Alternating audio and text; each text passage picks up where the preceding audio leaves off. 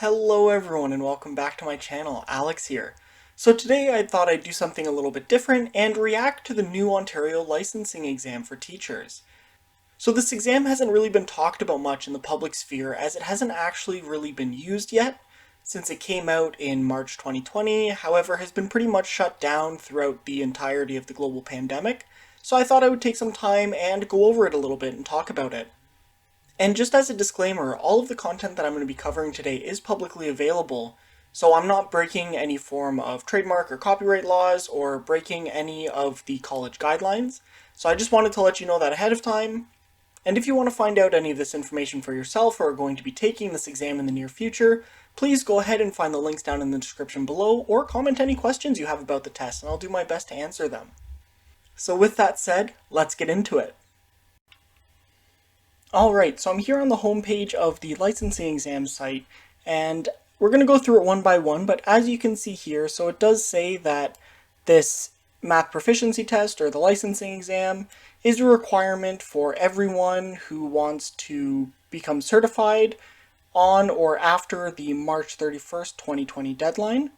And if we just scroll down, we can see there's 7 options down on the right, sort of like a submenu. And I think I'm going to go to the first one here, about the test. So, as we can see here in the second paragraph, the proficiency test focuses on 2 key components, mathematics content and pedagogy, drawn from concepts taught in both elementary and secondary grades. This test is available in both English and French. A time period of 3 hours has been assigned for the completion of the test, and applicants who require more than 3 hours to complete it will need to request an accommodation. Okay, so that's pretty standard. And then in the next paragraph here, to be successful on the test, applicants are required to score 70% or higher on both the mathematics and pedagogy components. It's got 75 questions, and each test contains 71 questions that count towards the applicant's score. So I'm guessing the other 4 questions are just about, like what university do you go to, what testing year are you doing, or something along those lines. So there's 50 mathematics questions and 21 pedagogy questions. Okay. The first 5 math questions cover the knowledge and understanding of number sense. We're required to solve these without the use of a calculator. The remaining 45 questions can be answered with the use of an on-screen calculator. Well, that's good to know. It's nice that they're at least going to give us an on-screen calculator, so that way we don't have to do any complex calculations, or if we just want to check our work. I'm guessing those first 5 questions are going to be pretty easy. They're probably going to be something along the lines of basic addition, subtraction, multiplication, something along those lines, or what is bigger, this or this. Something that you wouldn't need a calculator for anyways. And then, okay, so the 4 field test questions right here. So there's 4 field test questions are included. Okay, so 75 questions in 3 hours. It doesn't seem so bad. It's what, like 2.5 minutes per question, give or take? That shouldn't be terrible. So, and then down on the side here, well, it says to receive a successful result, you need 70% on both portions. And I think that's okay. I don't think there's anything wrong with that. I mean, you already would have taken all this content as you've been growing up and going through school, and you probably had to take a basic math course in university, at least in 1 degree, so I'm sure that most people should be fine. What is on the test here? Okay, so here we go. So there's the mathematics component and the pedagogy component. In addition, applicants can complete a voluntary questionnaire consisting of identity-based questions. Okay. Alright, so mathematics component.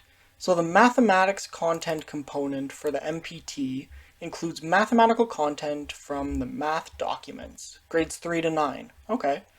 Assesses the 3 skills, knowledge, understanding, application, and thinking. And then there's a laundry list of subcategories here. So if you want, just pause the video and read them on your own time. I'm not going to go through each and every one because there's a lot, but there's a few number sense ones. There's like 10 to 15 relationship and proportional reasoning, and then there's 6 measurement ones. So the mathematical component is divided into the following two sections. Section 1 contains 5 questions to be solved without a calculator. We already covered that. And section 2 can be solved with a calculator. At least 12 questions of the content includes a financial literacy context. These questions cover any of the mathematical content dimensions and any of the categories of knowledge and skills. Okay, so I think that's fair. I mean, when I was growing up, there wasn't a financial literacy context to our math program, so I'm glad that there is some. So I'll be interested to see what it looks like in the test when I'm writing it. I think that's just going to be very different from the curriculum that I had when I was in grade 3 to grade 9, so I'm excited to see that.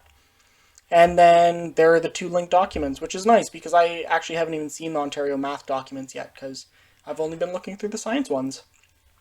Alright, so the pedagogy component. The pedagogy component of the test includes 21 questions and assesses the knowledge surrounding foundational understanding of the mathematics curriculum, assessment and evaluation practices, and learning for all students. So it's based on the ministry policy documents. Okay, so growing success, learning for all in the math curriculum. So again, they're all linked there, which is great. So yeah, this is a great resource, and I'll link this down in the description below. So if you want to check this out for yourself, you can.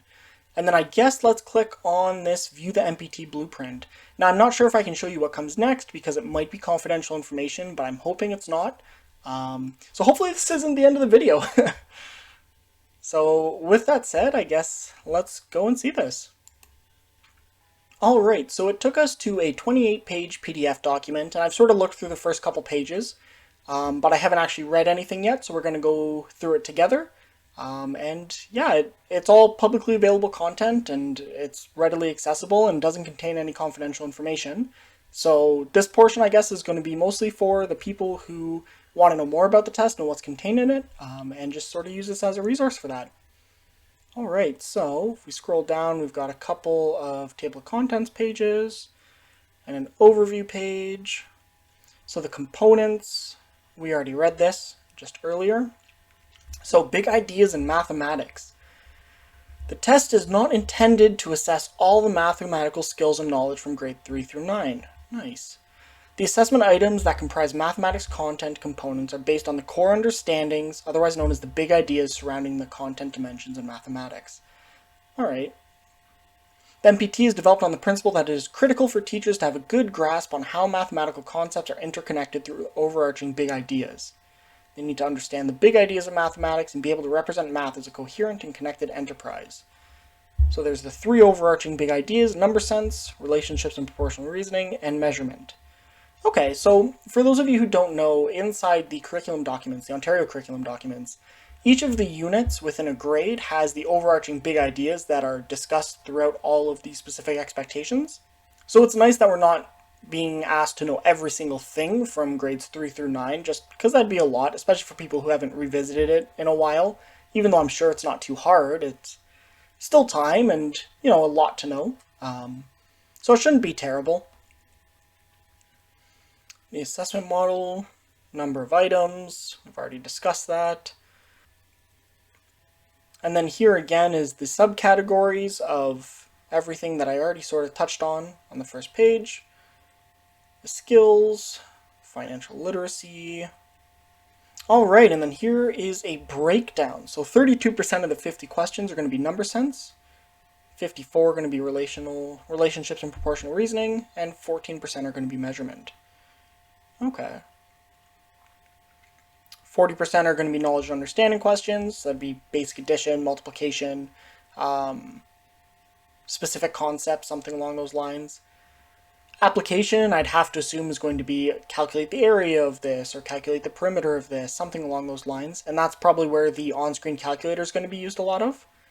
And then thinking, I mean, there's not much on that. So what, 10% of 55 questions? So it's not really a big component of it, but at the end of the day, I think that might be a little more difficult. But it's hard to know what to expect until you try a practice test. And there is a practice test on the website, so you can go look for that if you're interested in taking it. And then here, if we just scroll down, there's actually a breakdown of the percentages of questions. I wonder if that's gonna... I wonder if that's going to have a separate chart that shows the number of perfect. Okay, so here it is. So here is the number of questions. So there's 10 knowledge and understanding questions that are under number sense and 6 application. So that is nice to know. It just specifically breaks it down into what exactly you're going to be doing. And then if we scroll down, we see the 3 different policy documents that are being discussed. So growing success and learning for all. I've looked into growing success. I haven't looked into learning for all yet. But basically what they are is how to create fair and equitable assessments, how to make sure that your lectures and lessons are accessible to everyone, so on and so forth. They're actually very important for you to know if you're in the Ontario teaching profession, and you do cover a lot of the content in your first year of university. So it is really good to know and have a look into. And I mean, obviously you're going to need to know it for the licensing exam. So yeah. And then again, if we scroll down here, we're going to see the distribution of questions for the pedagogy. So 9 questions are going to be coming from growing success, and 9 from learning for all, and 3 from the curriculum. So that's not too bad. I don't anticipate that'll be too bad. Like each of those documents, the growing success and learning for all are 50 to 100 pages long, and they're pretty comprehensive. It's not too difficult. It's probably just a lot of pages to know for the number of questions, but it should be okay. You know, I will say I do anticipate the pedagogy portion to be a little bit harder than the math portion, and that's just because the margin for error is a little bit lower. Because 70% of 21 questions is, what would it be, like 15, 16 questions you need to get right, so you can only get a few wrong. And then below that, we have the different types of answering, and that's interesting because I thought that this would just be a traditional multiple choice test, because that's what most standardized tests are. So it is multiple choice, but it may include the following types: checkboxes, drag and drop, selection, ordered list, number lines, etc. Here are some examples. Okay, so this is your traditional multiple choice. This, I guess you would just drag them. That's not too big of a deal. The missing value, sure, you just drag like 12 up in there, and same thing with the number line there. Okay, so that's okay. And okay, so this is what I was thinking. So I was curious if there was going to be a test bank. So there is a test bank of 250 content questions and 100 pedagogy questions that the thing gets pulled from. And I will say right now, this is just something in general, is that we're not allowed to discuss the math proficiency test after we write it. And we're not allowed to discuss any confidential information about it, which is why I've sort of been hesitant in making sure that that there's no confidential information anywhere before I share it with you all. So I guess what this would mean is that everyone is going to have a unique test. It's not going to be the same for anyone, and it's all going to be randomized, which is completely okay. And then the questionnaire. Yeah, this is something I was curious about because it's a voluntary questionnaire. So in addition to the 2 components of the math proficiency test, applicants may choose to complete the math, attitude, and perception survey. So it's 32 questions, assesses the overall attitudes and disposition towards mathematics at the undergraduate level. And then there's some identity-based questions to examine identity-informed outcomes. So I guess that would be like for example, how many men found this test difficult as compared to women, or what questions were difficult for who, and so on and so forth. Just using a variety of demographic information, not just, sex or gender or age. I'm just saying it's probably going to be just to analyze the information a little bit further. So the test design criteria. Each applicant receives a unique test form, and each test is of equal difficulty. Each test form is equally representative of the assessment framework and has the same number of items. Each test contains sufficient items for reporting purposes, yet is short enough to complete within a reasonable length of time. Yeah, again, 3 hours for 75 questions shouldn't be too bad, especially if some of them are going to be, basic addition, multiplication, subtraction, order of operations. Those will take a minute on the upper side if you want to check your calculator a bunch, or if you just need the time to think it through. But honestly, some of those questions that might take 3 minutes, I'm sure that's on the upper end. I'm sure they wouldn't give us a test that we would not be designed to finish. So, it should be fine. And each test form has enough items to enable reliable reporting of performance. Sure, whatever. That's just saying 70%, it's good enough. And it's not just something that's like 5 questions. So assessment delivery. So I do know that this is going to be online now. So originally it was planned to be in person. You have to commute for it. But with everything going on right now, they did move it to online, which is really nice. You can take it in your own home. Because commuting for it would be annoying.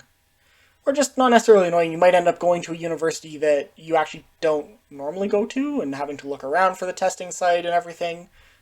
So, yeah. And then, yeah, if we just scroll down here... Oh, this is a cool chart. Yeah, so I think this is actually more useful than what's above. I know it's sort of... It's just broken down here more. So I guess this would be 5 questions from knowledge and understanding from number sense. So the 11 questions total of the 45. And then, yeah, it just breaks it down further, which is really nice. Yeah, I wish that table was up above, actually. I find this actually much more informative and much more intuitive. So this is just sort of saying it's randomized and it's a unique test form, and just showing you sort of a little bit of the algorithm behind that. Not that it really matters to us taking the test. Same thing with the pedagogy component here. And then the reporting. Okay, so the report will show if we've achieved successful or not. Green is successful, yellow is not. And if we're not successful, we can use the feedback provided to improve their skills and reattempt the test. So you have to reattempt the entire test, irrespective of the result on individual components. Okay, so if you get like 75% on the math, but you get 50% on the pedagogy, you have to repeat the entire test. You have to repeat both parts. And you can reattempt the test based on the availability of the test center. Okay, well hopefully there's a lot that's available online, so if anyone needs to, they can do it. I'm sure the test probably has like a 90-95% passing rate. I can't imagine that they would make it so difficult that people wouldn't pass, especially since most of the people taking the test don't have math as a teachable or are, for example, PJ, and they don't have to deal with grade 9 math. So it should be completely fine. And then here's just a couple examples of the things, of the reports, which is completely fine. Nothing really contained there. Accommodation stuff, accessibility, data analysis and security, and then a bunch of references. Okay, so I guess that's it from the PDF. Alright, so now sort of my preliminary thoughts after reading through all of that. Personally, I'm not too worried about the exam. I think that the 50 math questions look daunting to a lot of people, but I think that if you're a teacher, you also have to remember you went through all of this. You did this as a student growing up through grades 3 to 9. You completed at least grade 10 mathematics if you're from where I'm from, in Ontario, Canada. Also, you probably had a course or two in math in university. And that might have been a basic number sense course or a basic stats course, but I'm sure you're well equipped to do this. And as it said, you're not being assessed on everything, you're only being assessed on the big ideas. So I wouldn't be too stressed about it if I were you. Obviously, I do understand that it can be daunting to people who aren't in a mathematics or science background, but I think at the end of the day, you'll be okay. Probably just requires a couple weeks of studying, probably more full-time, or about a month for a couple hours after work or school every single day. So I wouldn't be worried. Just, take the test and see what you can do with it. I think also they gave us ample opportunity to reapply. I didn't see a test limit, so it seems like you can take it as many times as you want, as long as the test is available. So you should be fine. Yeah, and I guess if you have any other questions or want to see these links and go through this document yourself, I will provide the links in the description down below.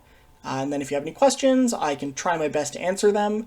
And I probably will talk about the math proficiency test and the Ontario licensing exam, sort of in a podcast with some of the other teacher candidates at other universities. So if you're interested in that, please go and check out the Teachers Talk podcast that I host on this channel.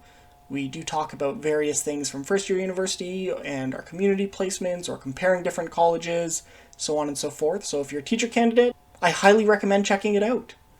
But yeah, so I guess that's the end of this video. So if you enjoyed this content and want to see more like it, please like and subscribe to my channel. It definitely goes a long way in helping a new YouTube content creator like myself out. And if you have any questions, just pop them down in the comments below. and I'll either answer them in a video. I'm thinking of doing a Q&A video coming up in a couple months, so I'll curate some questions there, or I can answer them in the next recording session of our Teachers Talk podcast. So with that said, stay happy, safe, and healthy, everyone, and enjoy your day. Bye!